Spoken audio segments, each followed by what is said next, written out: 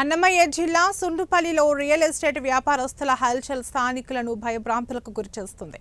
తమ వ్యాపారాలను చక్కదిద్దుకునేందుకు దేవుని మాన్యాలు, దళితుల ఇనాం భూముల్లో సైతం తారు రోడ్లు ఏర్పాటు చేస్తున్నారు.